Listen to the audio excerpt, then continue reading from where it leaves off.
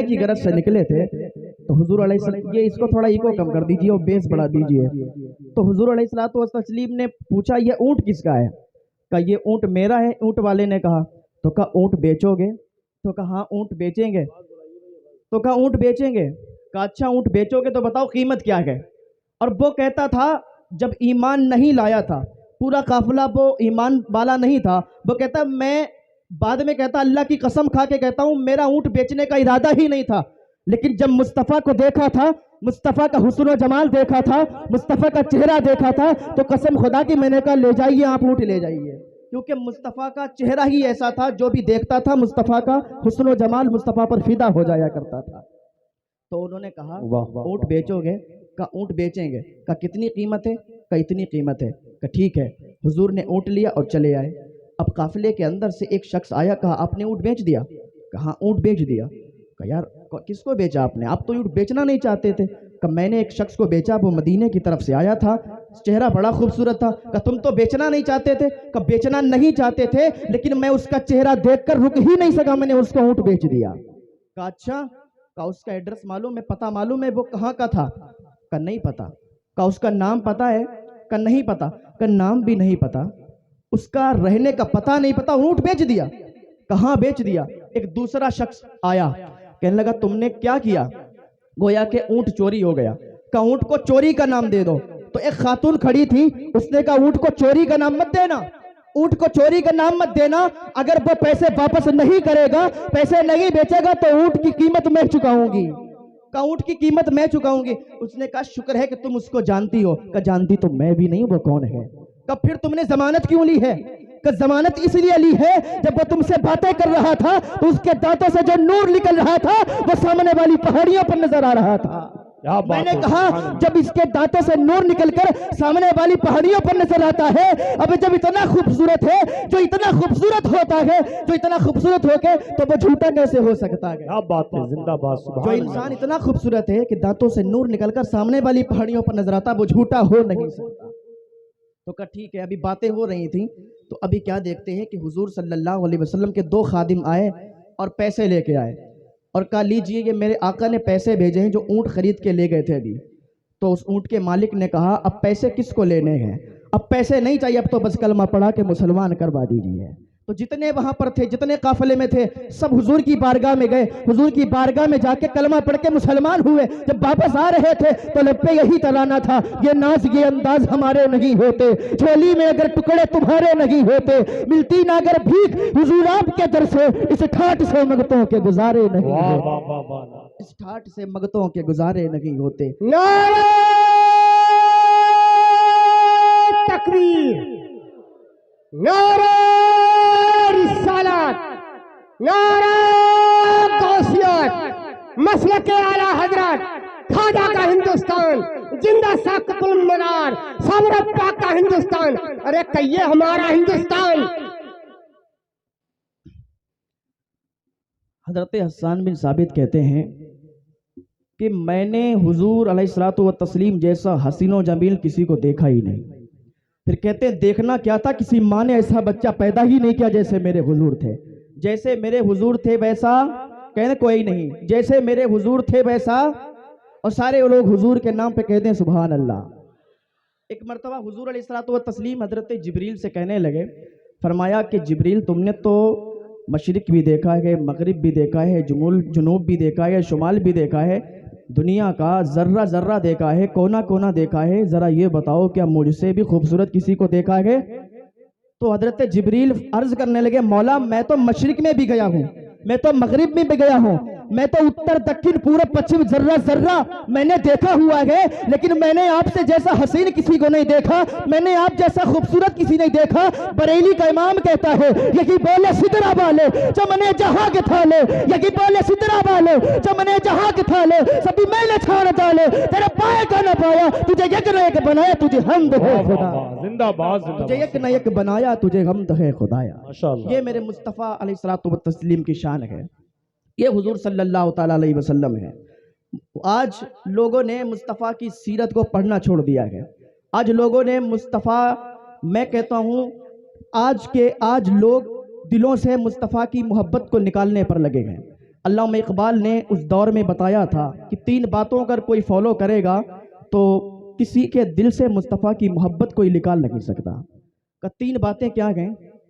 کہ پہلی بات یہ ہے کہ اگر آپ چاہتے ہو کہ آپ کے بچوں کے دلوں سے مصطفیٰ کی محبت کو کوئی نکال نہ سکے تو انہیں سیرت مصطفیٰ پڑھانا شروع کر دو. انہیں سیرت مصطفیٰ پڑھانا شروع کر دو. بلاغت سے پہلے بچہ جب بالغ ہوتا ہے اس سے پہلے جب سیرت مصطفیٰ پڑھا دو گے، جب سیرت مصطفیٰ وہ پڑھ جائیں گے تو ان کے دلوں سے کوئی مصطفیٰ کی محبت نہیں نکال سکتا. کیا بات ہے بھائی، زندہ باد. اور دوسری چیز بتائی علامہ اقبال نے کہ اگر اپنے بچوں کے سینوں سے مصطفیٰ کی محبت کو منتقل کرنا چاہتے ہو تو دوسری بات بتائی کہ ان کو درود و سلام پڑھنا سکھا دو. درود و سلام پڑھنے سے عقیدے کو صحت ملتی ہے. امام زین العابدین سے کسی نے سوال کیا کہ حضرت یہ بتائیے کہ سنی صحیح العقیدہ کون ہے؟ سنی صحیح العقیدہ کون ہے؟ تو حضرت امام زین العابدین نے فرمایا جو اہل سنت ہے وہی سنی ہے، وہی حق پر ہے.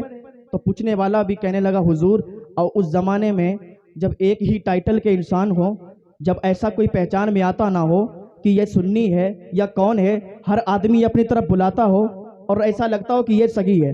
آج کل سوشل میڈیا کا دور ہے، آپ کوئی مسئلہ نکال کے یوٹیوب پر سرچ کریں تو ہر فرقے کا آدمی، ہر فرقے کا عالم آپ کے سامنے آئے گا اور مسئلہ بتائے گا، آپ کو لگے گا یہ صحیح ہے.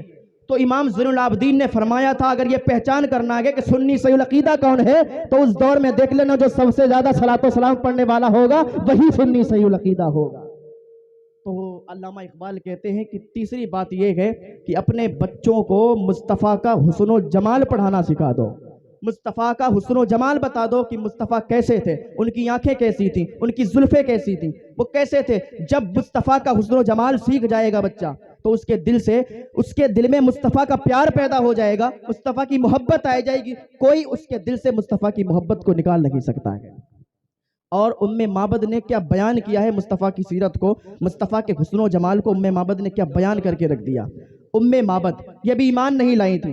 حضور علیہ الصلوۃ والتسلیم صدیق اکبر رضی اللہ تعالیٰ یہ جا رہے تھے تو بھوک لگی تھی. معبد کے گھر کے پڑوس میں جب ٹھہرے تو معبد سے کہنے لگے صدیق اکبر کہ کچھ کھانے کے لیے ہے، کچھ کھانا ہے. تو معبد نے کہا میرے گھر تو کچھ نہیں ہے لیکن ایک لاغر کمزور بکری ہے جو دودھ بھی نہیں دیتی، کا دودھ نہیں دیتی ہے، وہ بکری میرے گھر میں موجود ہے. تو حضرت صدیق اکبر کہتے ہیں اس بکری کو لایا جائے. جب وہ بکری آئی تو حضور علیہ الصلوۃ والتسلیم نے ہاتھ اٹھائے، دعا کی. جب دعا کی تو اس بکری کے تھنوں میں اتنا دودھ بھر گیا کہ اس کے تھن پھٹنے لگے تھے. تو حضور علیہ الصلوۃ والتسلیم نے دعا کری تو اس کے دودھ اتر آیا، پھر دودھ دہا گیا تو سب نے پیا دودھ، سب نے دودھ پی لیا. دودھ کے برتن بھر گئے، سارے کے سارے برتن بھر گئے. تو حضور علیہ الصلوۃ والتسلیم چلے گئے، صدیق اکبر بھی چلے گئے. تو بعد میں جب ابو معبد آیا، ابو معبد نے کہا کہ گھر پہ کون آیا تھا؟ گھر بڑا روشن لگ رہا ہے، گھر بڑا خوشبو والا لگ رہا ہے، کیا گھر پہ کوئی آیا تھا؟ کہا ہاں. اسے نام نہیں معلوم تھا. معبد کہتی میں نے نام پوچھا نہیں کہ کون آیا تھا، لیکن اپنی زبان میں کہتی ہے مبارک آیا تھا. مبارک کے آنے سے گھر روشن ہو گیا، گھر مبارک ہو گیا. تو ابو معبد کہتا ہے تم نے مجھے بلایا کیوں نہیں؟ کہا تم دور بکریاں چرانے گئے تھے. اس نے کہا جب اب آئے وہ مبارک آئے تو مجھے بتا دینا، میں قریب میں جاؤں گا بکریاں چرانے کے لیے، اور جب اب وہ آئے گا تو مجھے بلا لیجئے گا. ایک مرتبہ بازار میں صدیق اکبر کو معبد نے دیکھ لیا، معبد کے لڑکے نے دیکھ لیا اور کہا اماں دیکھ جو مبارک کے ساتھ آیا تھا وہی مرد کھڑا ہوا ہے سامنے. اس کی ماں دوڑتی آئی اور دیکھنے کے بعد کہتی ہے میرا مبارک کدھر ہے؟ کہا کون مبارک؟ کہا جس دن وہ تمہارے ساتھ آیا تھا. کہا ان سے ملنا چاہتی ہو؟ کہا ہاں ان سے ملنا چاہتے ہیں. وہ حضور کی بارگاہ میں گئی، حضور کا چہرہ دیکھا اور چہرہ دیکھ کے پھر مسلمان ہو گئی. اور جب واپس آئی تو پھر یہی کہتی تھی یہ ناز یہ انداز ہمارے نہیں ہوتے، یہ ناز یہ انداز ہمارے نہیں ہوتے، جھولی میں اگر ٹکڑے تمہارے نہیں ہوتے، ملتی نہ اگر بھیک حضور آپ کے در سے، اس ٹھاٹ سے منگتوں کے گزارے نہیں ہوتے. جب تک بکے نہ تھے تو کوئی پوچھتا نہ تھا، تم نے ہمیں خرید کے انمول کر دیا، تم نے ہمیں خرید کے انمول کر دیا. اب یہاں پر یہ دستار بندی کا پروگرام ہے، یہ بچے ہیں اور بہت سے مدرسوں میں ایسے بچے ہوا کرتے ہیں کہ جن کا کچھ ذہن کمزور بھی ہوا کرتا ہے. ہر بچہ کامیاب نہیں ہو پاتا ہے نا، کچھ بچوں کے ذہن کند بھی ہوا کرتے ہیں. تو ایک علامہ تفتزانی تھے جو بہت بڑے پائے کے بزرگ گزرے ہیں، بہت بڑے عالم گزرے ہیں. علامہ تفتزانی ऐसे थे कि ये कुंद ज़हन थे और ये पढ़ने जब जाते थे तो इनके उस्ताद भी इन्हें जाहिल कहा करते थे। अच्छा, ये मजलिस है जो ना, यहाँ पर अभी आप देख रहे हैं हिंदुस्तान के वो अजीम खतीब भी आएंगे, अजीम शोरा भी आएंगे, इंशाअल्लाह आपसे गुफ्तगू करेंगे। मैं आपको बता दूं कि यहाँ पर नबियों के सुल्तान भी आए हुए हैं। नबियों के सुल्तान हुजूर गौस पाक भी तशरीफ़ फरमा गए और वलियों के सुल्तान हुजूर गौस पाक भी तशरीफ़ फरमा है और हुजूर अलैहिस्सलातु व तस्लीम भी तशरीफ़ फरमा है। क्योंकि जो बज़्म होती है जिसमें हुजूर का नाम लिया जाता है, हुजूर को अगर दिल से कोई पुकारता है, हुजूर उसके टूटे हुए दिलों की सदाएं भी सुनते हैं। हुजूर उस बज़्म में तशरीफ़ भी लाते हैं। क्योंकि बगदाद के अंदर एक बहुत बड़ा जलसा कराया गया था। यहाँ पर जलसा हो रहा है, कोई टिकट लेके नहीं बैठा है ना, कोई पैसे दे के नहीं बैठा है, सब हुजूर का जिक्र सुनने के लिए बैठे हैं। लेकिन बगदाद के अंदर जो जलसा हुआ था उसमें बड़े बड़े लोगों को दावत दी गई थी, बड़े बड़े लोग आए थे। ऐसे ही जलसे में एक खातून को पता चला तो एक खातून ने कहा कि मैं भी हुजूर का जिक्र सुनने जाऊंगी। तो हुजूर के जिक्र को सुनने के लिए वो खातून जब गई तो दरवाजे पर खड़ी हुई, तो दरवाजे पर दस्तक दी तो दरबान खड़े थे। दरबानों ने कहा कि दरवाजे से एंट्री कर लो, लेकिन पहले पास दिखाओ, पहले इनविटेशन कार्ड दिखाओ। कहा हमारे पास तो कोई इनविटेशन कार्ड नहीं है, हमें कौन इनविटेशन कार्ड देता है, हमें कौन बुलाता है अपने यहाँ पे, हम तो गरीब लोग हैं ना, हमें कौन दावत देता है। कहा तो फिर आप अंदर नहीं जा सकती, हुजूर की बज़्म में आप नहीं जा सकती।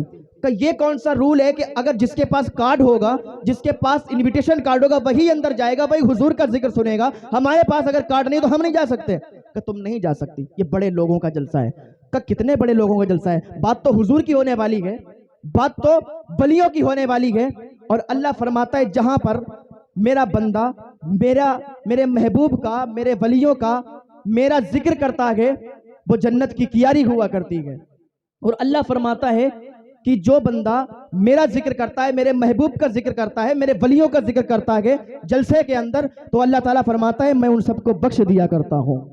तो वो खातून दरवाजे पर खड़ी थी और अंदर जाने की परमिशन मांग रही थी, तो उसने अंदर जाने की परमिशन नहीं दी। तो उसने कहा आज हुजूर का बज़्म सुनने के लिए जाऊंगी, हुजूर की बज़्म को समात करके ही जाएंगे। तो जब जबरदस्ती से अंदर घुसना चाहा, तो ऐसे अंदर प्रवेश करना चाहा तो उसने लात मार दी। जब पेट पर लात मारी तो वो औरत गिर गई दरवाजे पर। जब औरत गिरी तो रोने लगी, आंखों से आंसू निकल आए। तो उसकी बेटी थी छोटी, उसने कहा माँ तुम रोती क्यों हो? ये अगर दुनिया वाले हमारे नहीं हो सकते तो क्या है, मदीने वाला तो हमारा है। अगर हम हुजूर को दिल से पुकारेंगे, हुजूर को दिल से याद करेंगे तो हुजूर हमारे टूटे हुए छप्परों में भी तशरीफ लाएंगे। माँ तुम रो मत, अपने आंसुओं को साफ कर लो, अपने आंसुओं को साफ करो, घर पे चलते, हमारा टूटा हुआ छप्पर है तो क्या हुआ, थोड़ी सी जगह को साफ करेंगे और जगह को साफ करने के बाद 2 मुसल्ले बिछाएंगे, एक पर हम बैठेंगे, एक पर तुम बैठना। जब हम नबी की नाते पढ़े तो तुम सुभान अल्लाह कहना, जब तुम नबी की नाते पढ़ोगी तो हम सुभान अल्लाह कहेंगे। माँ ने अपनी बेटी का हाथ पकड़ा और घर पे आई और 2 मुसल्ले बिछाए, जगह को साफ किया, 2 मुसल्ले बिछा के और हुजूर की नाते पढ़ने लगी, हुजूर की बातें करने लगी। अभी थोड़ी ही देर हुई थी, रात का एक हिस्सा गुजरा था कि माँ ने कहा बेटा मुझे ताज़ा वुज़ू बनाना है, जाके पानी ला के दो। जब पानी के लिए वो लड़की बाहर गई थी, वो छोटी सी बच्ची बाहर गई थी, उसने दरवाजा खोला था तो उसकी चीख निकल गई, कहा माँ देखो दरवाजे पे कोई आया है, इसका जलवा भी नूरानी है, इसका चेहरा भी नूरानी है। उसकी माँ ने कहा बेटी दरवाजे पे कौन आया है? कहा माँ पता नहीं, खूबसूरत चेहरे वाला है। कहा माँ तू आके देख ले। उसने कहा हमारे दरवाजे पे कौन आता है? हमारे दरवाजे पे कोई नहीं आता है, रात में दस्तक किसने दी है? कहा माँ देख तो सकी, कोई आया है। उसकी माँ जब आई तो देखती है कोई और नहीं आया था, वो बगदाद से गौसे पाक आए थे। नारे तकबीर, नारे रिसालत, मसलके आला हजरत, मदरसा हसनुल बरकात, जश्न दस्तार बंदी, उलमाए अहले सुन्नत।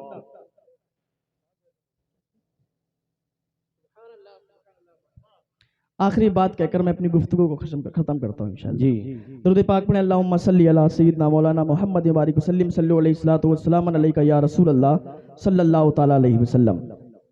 तो वो कहने लगी कि या मीरे बीरा या पीरे पीरा या गौस पाक, आप हमारे दरवाजे पर आए हैं और आना तो बड़ी बात है, आप दहलीज को क्यों चूम रहे हैं? तो हुजूर गौस पाक फरमाने लगे कि तूने दिल से हुजूर को पुकारा था तो सिर्फ हम ही नहीं, हमने हुजूर को अभी तेरे घर में आते हुए देखा है, हमने हुजूर को तेरे घर में आते हुए देखा है। तो ये हुजूर सल्लल्लाहु ताला अलैहि वसल्लम को जो भी दिल से पुकारता है, जो भी दिल से सदा देता है, वो उनके टूटे हुए दिलों की सदाएं सुनते हैं और उनके घरों पे तशरीफ़ लाया करते हैं। अल्लाह पाक की बारगाह में दुआ है, अल्लाह नेक अमल करने की तौफीक अता फरमाए, अल्लाह हमें गुनाहों से बचने की तौफीक अता फरमाए। वमा अलैना इल्लल बलाग। अस्सलामु अलैकुम वरहमतुल्लाह।